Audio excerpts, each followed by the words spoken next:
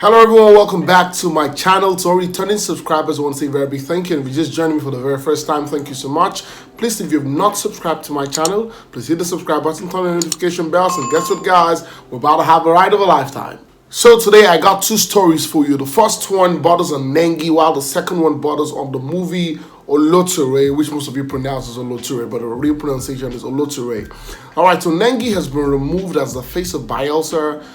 She was just, appointed as the face of Bayelsa in November, and this is January 2021, and she has been replaced by a lady called Blessing Ebizi Eradiri. Now, you will recall that Nengi was appointed the face of Bayelsa because of the way she, portrayed herself during the Big Brother Nigeria competition, the reality show itself, and a lot of people were like, oh, this Bayelsa girl. A lot of times she was mentioning Bayelsa, she's from Bayelsa, this Bayelsa, that's in the house.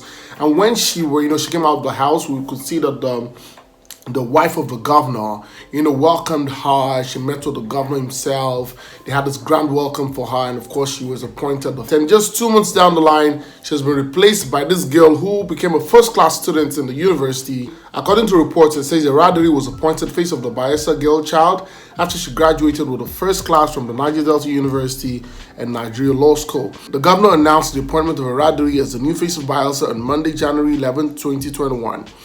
According to PM News, no reason was given by the governor for the new change, but it may not be unconnected to the criticism drawn by the appointment of Nengi. It will be recalled that the reality TV star was appointed as a special assistant to the governor back in November, following her participation in the 5th season of the reality TV show.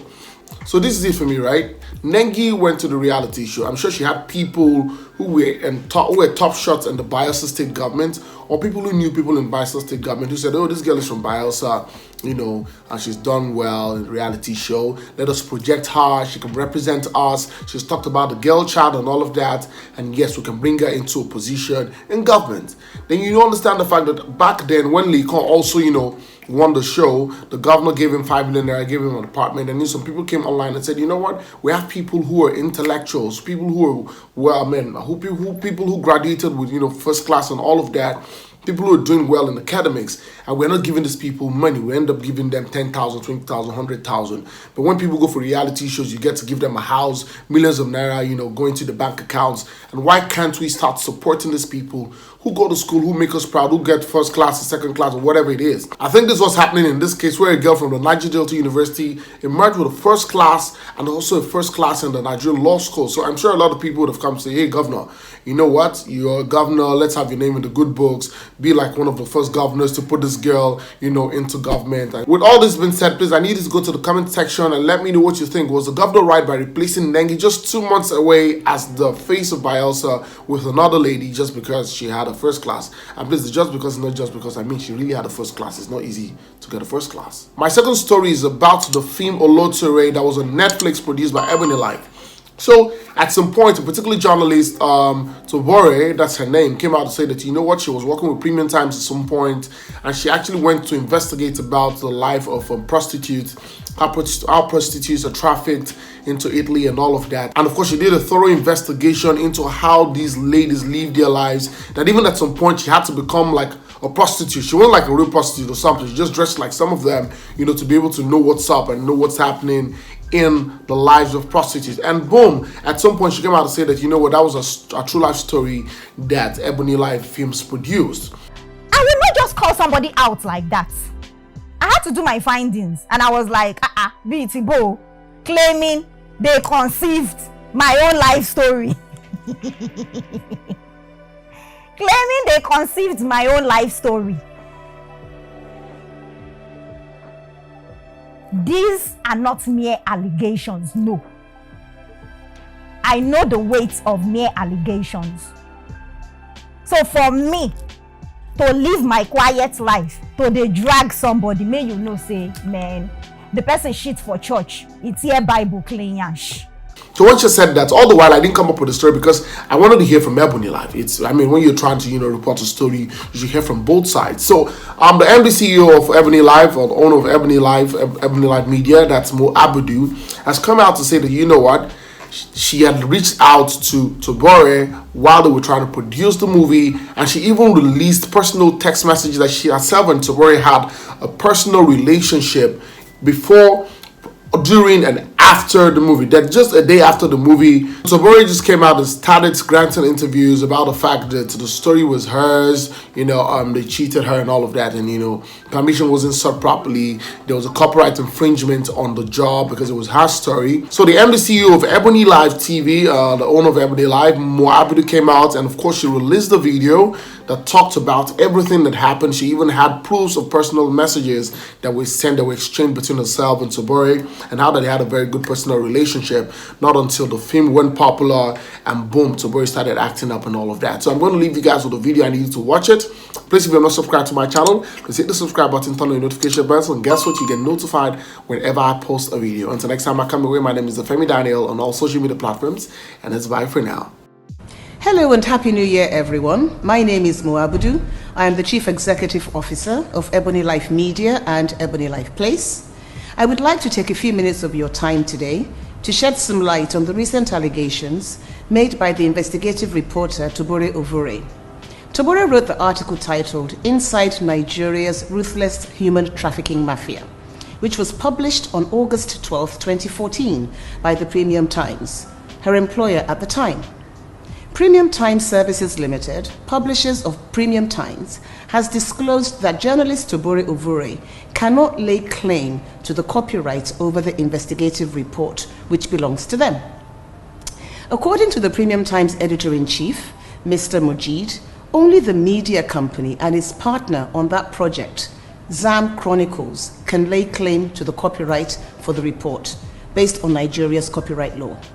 We sought and obtained the rights from Premium Times, the owners of the story. As such, we fulfilled our legal obligation and do not take kindly to suggestions stating otherwise. There are several instances where we have acquired the rights to other stories, books, and plays, such as Queen Hunter, Death and the King's Horseman, and The Secret Lives of Baba Segi's Wives. This is how our industry works. We dare not make a film without acquiring the rights. Although I have addressed our legal obligations, which were fully met, there are also moral issues to be dealt with in a case like this. So in May 2019, 20 months before the launch of Oloture on Netflix, we reached out to Tobore to acknowledge her journalistic achievement, to commend, recognize, and encourage her in her ongoing campaign against sex trafficking and that of her NGO. We granted Tobore a private screening of the movie, gave her a special mention in the end credits of Oloture, and I interviewed her on Moments with Mo. In addition, we wrote to her and offered her 5% of the proceeds from our planned cinema run to go towards her NGO, which she acknowledged. We also reached out to other NGOs to pledge proceeds from our cinema run, as Oloture was never created as a commercial film. We felt that it was an important film to make, and several kind donors helped us to raise the money to make it. Due to the COVID-19 pandemic, the cinema release of Oloture never happened. Instead, we decided to partner with Netflix, and the film was released on the 2nd of October 2020. Only a day after our release on Netflix, I got a phone call from a reporter, Kiki Modi, who said she had been in touch with Tobore. Here is part of her subsequent email.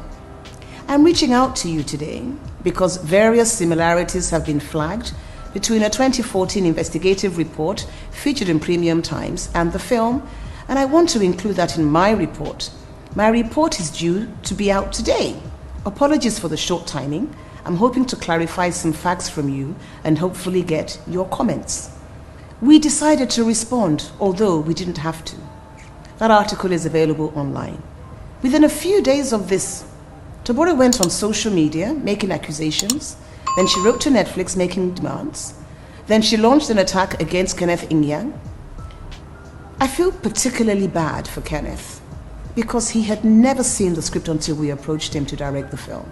He's such a passionate filmmaker, but he's had to deal with daily and weekly harassment from Tobore. Then on the 4th of November 2020, a month after the movie was launched on Netflix, we got a letter from Tobore's lawyers accusing us of copyright infringement and demanding $5 million in compensation, which is about 2.5 billion naira. At this point, our in-house lawyer advised that we needed to engage external legal counsel, which we did.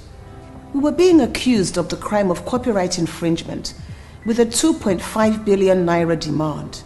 We knew we had not infringed on her copyright because Premium Times owns the copyright and we had settled this with them. Secondly, we did not have 2.5 billion naira to give. In an attempt to understand what her demands were based on, our lawyers began meeting with hers. Unfortunately, that process has stalled because her lawyer has disengaged from her. Recently, Tubore started contacting our producers by WhatsApp and sending them horrid messages. To me, Tubore's demands have become threatening, blackmailing, and extortionist in nature, and I do not respond to such methods. At this point, we decided that if she felt she had a legal case, it could be better dealt with through the proper legal channels. Prior to the release of the film on Netflix, I had a good relationship with Tubore. I had interviewed her, I had met with her, I had even given her cash gifts for her welfare, as well as when her father died, something that I have never disclosed till now. On the 5th of July 2020, I received this message from her. Good evening, Ma. How are you, work, and the family? I hope you are well. Please remember my family and I in your prayers. My father went to be with the Lord on Friday, July 3rd, 2020. It's been a very difficult period for me. My dad and God was all I had. But now I'm left alone to myself. Thanks, Ma, Tubore. On the 14th of July 2020, I received this message from her. Good morning, Ma. Thanks so much for the money sent to me. I greatly appreciate your care and support. God bless you. I'm so grateful. I will keep you updated. So we had a relationship. She even sent me a message on my birthday in September 2020. And then, a few days before the release on Netflix, I sent her a text message. Hi dear, it's strictly on just Netflix, no cinema due to COVID. I promised you a cash gift towards your foundation, and I will still make it happen even though we did not have a cinema release. Get everyone to watch on Netflix. This was her reply. Okay, Ma, I'll look at how to get them to watch on Netflix. Most of them are not online and can't afford being on Netflix, but I'll get around it. Congrats, Ma. By the 3rd of October 2020, a day after the launch on Netflix, I couldn't reach Tubore. I sent her a text message saying, Tubore, my dear, trust you're well, I'm trying to reach you. Everything changed after the growing popularity of the film on Netflix. I have said this time and time again, but let me state it again for the record. Oloture is a story inspired by true events involving the work of scriptwriters, the development of characters, locations, situations and occurrences that were created by our writers. There was no Alero, Chooks, Linda, or Blessing in Tubore's newspaper report. Her boss was never in love with her, one of the several parts of the film that was created by our writers. Certain incidents in Oloture are similar to what happened to Tubore, and this is why she was given credit and why Premium Times was given credit. However, Oloture could never be Tubore's life story, as she has claimed.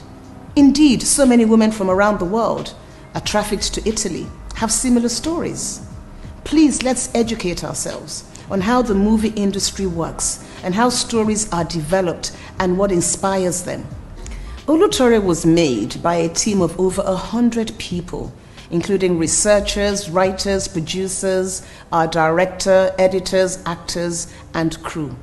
NAPTIP, the National Agency for the Prohibition of Trafficking in Persons, supported us with research, locations, and vehicles. One of our producers, James Amuta, had recently made an award-winning documentary called Nightfall in Lagos, which was all about prostitution. We brought him in on this project because of his experience. What Tubore experienced is what hundreds of thousands of women and girls experience around the world. The stats on human trafficking are horrendous, and we made this movie to shed light on this horrid trade. Earnings are estimated at 150 billion globally. 2/3 of this figure, about 100 billion, is generated from commercial sexual exploitation. The average woman trafficked for forced exploitation generates about $100,000 in annual profits. If there is one thing that I stand for, it is integrity. It's about working hard and always standing up for what I believe in. My entire team know me. Many of you out there know me. We do what we do because we love what we do. We have not exploited Tubore or anyone else, and we will not be exploited by anyone. The facts are clear. We have everything in writing, and we are prepared to defend ourselves against baseless attacks and legal challenges. We will not be intimidated because of the imagined financial success of this film, Oloture. However, our door is always open to have a conversation that is appropriate and right, which is how we began our relationship with Tobore. Anything else will be refuted and rebuffed, and if necessary, settled in a court of law. Finally, let me say that I have observed the sensationalized coverage and many of the comments on social media regarding this matter. None of it has been grounded in evidence that could be easily verified. The media did not even ask us to comment on the allegations before publishing them. Social media has given everyone a voice, and that's a good thing. But please, let's use it responsibly. Thank you for listening, and once again, Happy New Year.